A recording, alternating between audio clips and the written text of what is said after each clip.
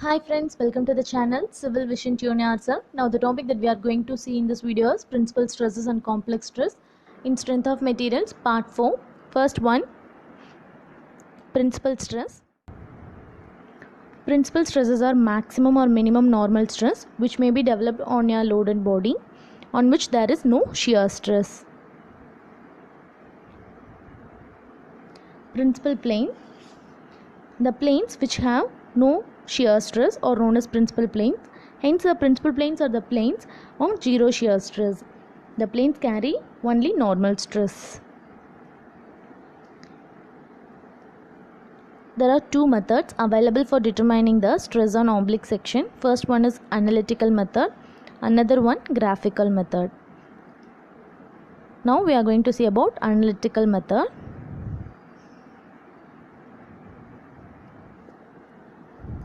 In analytical method, two cases will be considered. First one, direct stress in one plane, another direct stress in two mutually perpendicular direction. First, direct stress in one plane. Let us consider a rectangular member of uniform cross section and of uniform thickness subjected to a tensile stress P. These two expressions telling us what is going to be the normal stress and shear stress on the plane inclined at an angle theta, the oblique angle theta. Normal stress equal to sigma cos square theta, tangential stress or shear stress equal to sigma by 2 sin 2 theta.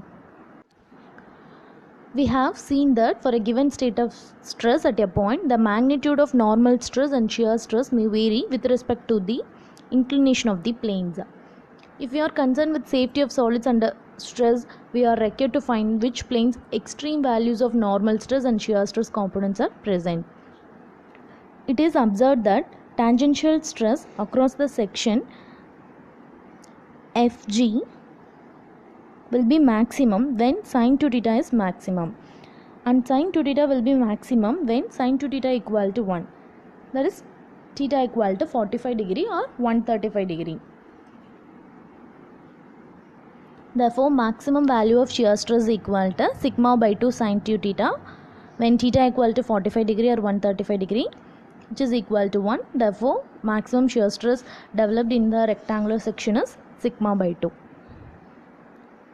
These are the expressions telling us about the normal stress and tangential stress. Case 2. A member subjected to direct stress in two mutually perpendicular direction. Like this. Let us consider a rectangular bar ABCD of uniform cross-sectional area A and thickness T. The bar is subjected to two direct tensile stresses. The expressions are normal stress equal to sigma 1 plus sigma 2 divided by 2 plus sigma 1 minus sigma 2 by 2 cos 2 theta. Tangential stress equal to sigma 1 minus sigma 2 by 2 sin 2 theta. Resultant stress equal to square root of sigma n square plus sigma t square. Oblique t, the angle made by the resultant stress which the normal of oblique plane is known as oblique t. It is denoted by phi, tan phi equal to sigma t divided by sigma n.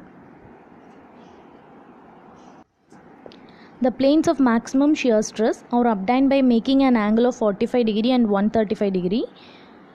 Then the maximum shear stress equal to sigma 1 minus sigma 2 by 2. This is the maximum shear stress for this section. Next one.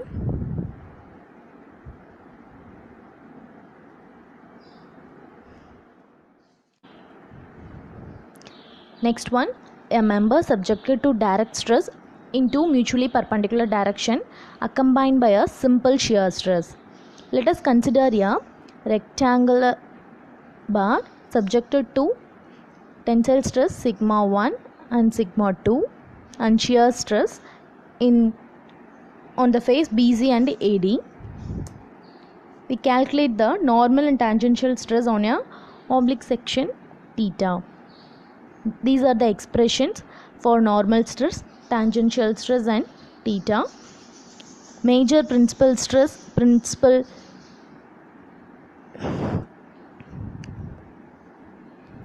Next one, a member subjected to direct stress in two mutually perpendicular direction are combined by a simple shear stress. Let us consider a rectangular bar of uniform cross section area A and thickness T. The bar is subjected to tensile stress sigma 1 and sigma 2 and simple shear stress on the face of BC and AD.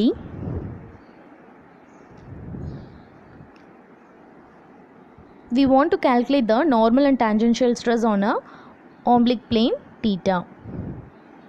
These are the expressions for normal stress, tangential stress and tan theta equal to 2 tau divided by sigma 1 minus sigma 2. These are important expressions for maximum principal stress and minimum principal stress and maximum shear stress. Next one, graphical method for determining stress on the oblique section. Although we can solve these problems easily these days with computer programs or calculators, it is still interesting to study this method of solution. Moore found a way to represent the equations graphically. The following rules should be used. In Moore circle method, draw a point O at a suitable position. Measure sigma x and sigma y along the horizontal axis and mark it as A and B. Find the center halfway between the marked points and mark it as C. Draw the circle with center C. Measure ACS sigma 2 and CBS sigma 1. Sigma 1 is nothing but major principal stress and sigma 2 is nothing but minor principal stress. The angle 2 theta shown tau max. Tau max is nothing but maximum shear stress. Here nothing but radius of the circle.